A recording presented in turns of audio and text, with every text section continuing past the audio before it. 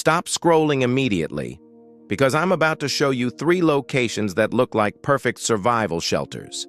But in reality, they are scientifically proven death traps. And no, this is not theory. This is chemistry. This is biology. This is the brutal mathematics of survival that kills anyone who believes that natural automatically means safe. Here is what nobody tells you. When infrastructure collapses, it's not just supermarkets and the power grid that disappear. The invisible systems that make these seemingly harmless places livable also vanish. Ventilation systems, maintenance crews, water treatment, regular inspections, gone. But the places themselves still look the same. Green, quiet, peaceful, inviting. That is the deadliest illusion of the apocalypse. Your brain sees a park and thinks, nature, safety, food. Your brain sees a cave and thinks, shelter, concealment, warmth. Your brain sees an abandoned tunnel and thinks, protection, defense, invisibility. Wrong, wrong, wrong. In the next minutes, I will explain exactly why these 3 locations, recommended in almost every survival forum and romanticized in every post-apocalyptic series, will kill you slowly, painfully, and with scientific precision while you believe you are safe. Death Zone 1. The Cave, your radioactive grave.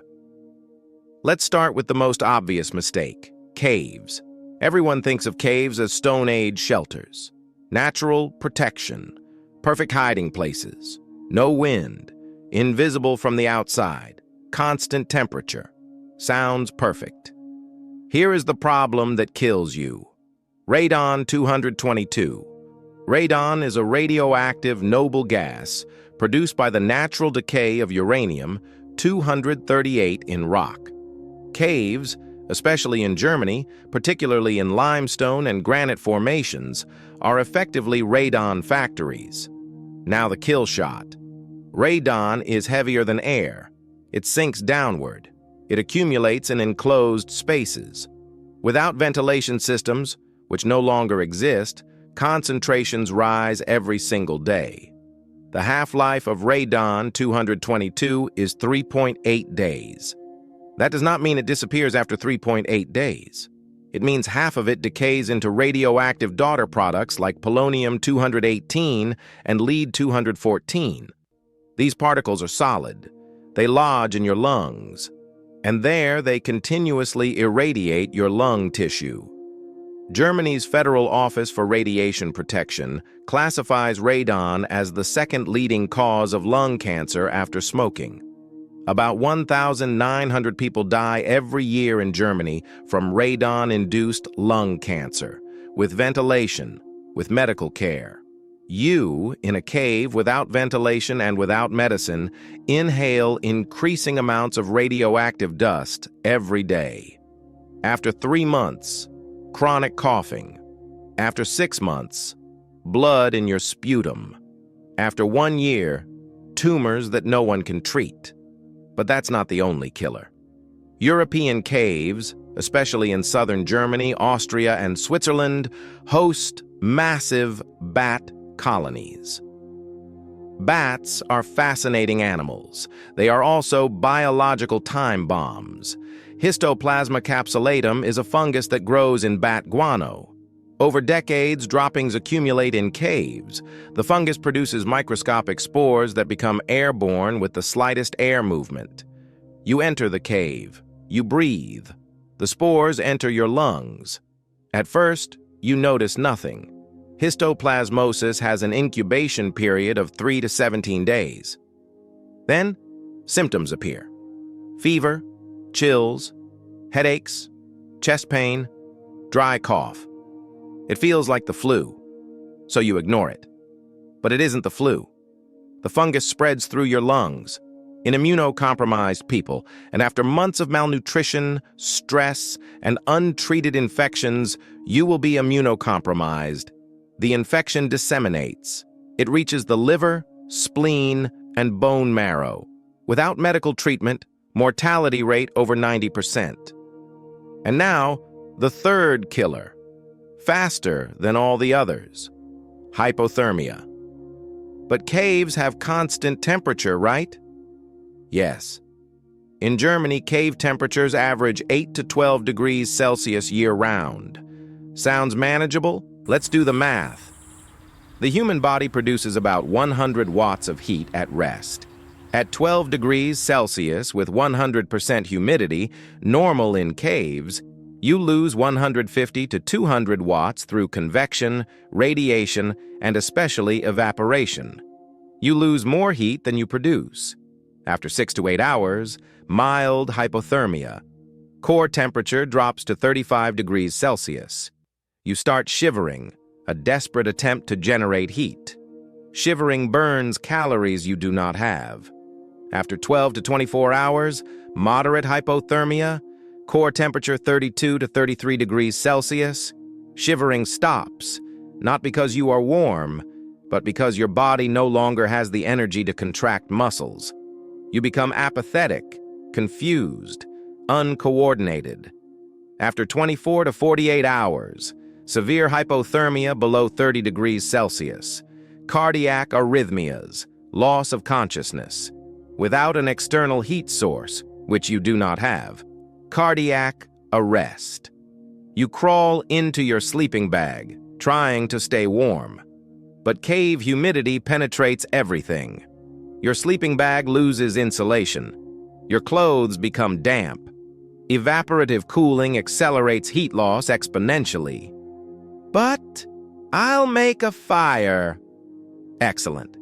Now you have a new problem. Carbon monoxide poisoning. Caves have no chimneys, no draft. Smoke and invisible odorless carbon monoxide accumulate. CO binds to hemoglobin 200 times stronger than oxygen. Your blood can no longer transport oxygen.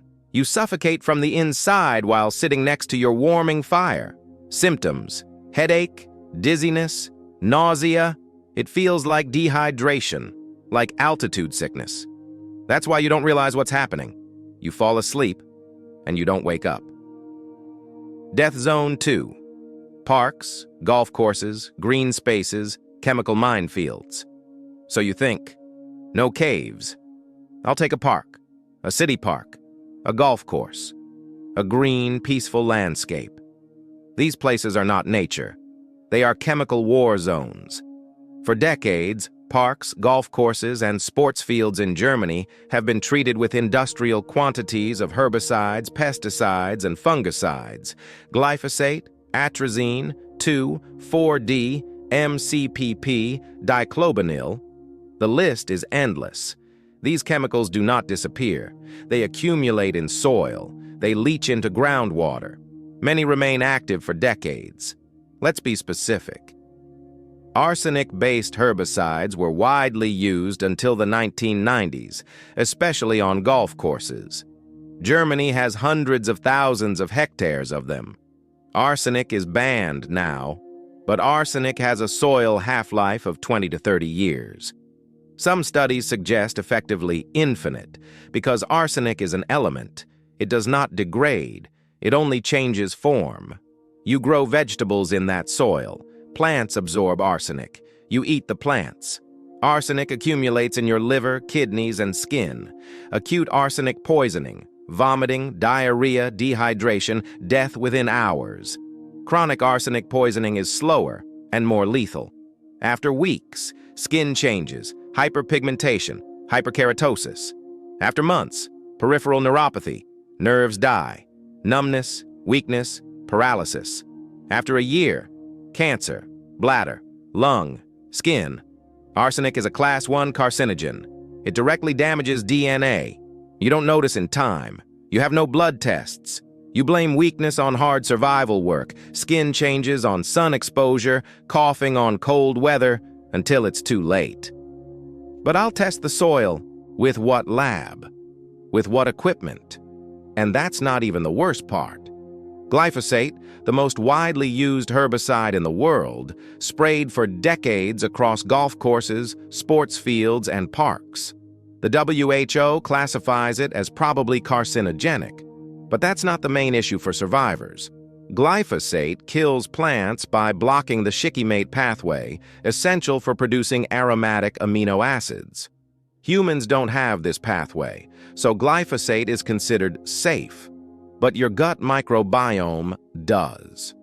The trillions of bacteria that digest food, produce vitamins, and regulate your immune system rely on the shikimate pathway. Glyphosate kills them. You eat plants grown in contaminated soil. You drink water from contaminated groundwater. Every day, small doses. After weeks, digestive problems, diarrhea, malnutrition. After months, immune suppression. Your microbiome is destroyed. Your body cannot fight infections. A minor wound becomes septic. A cold becomes pneumonia. This is the perfect death spiral. Contaminated food, destroyed microbiome, immune failure, opportunistic infections, death. And you never understand why. It looks like bad luck. It is chemistry. And one more thing nobody considers: irrigation systems. Parks and golf courses have massive sprinkler systems drawing from groundwater, water contaminated by decades of chemical use. The pumps stop. The water stagnates. So you dig a well under a golf course. The water looks clear, tastes fine. You drink it. You are drinking liquid poison, pesticide cocktails, heavy metals, nitrates from decades of fertilization, all concentrated in the groundwater beneath these green oases. The math is brutal.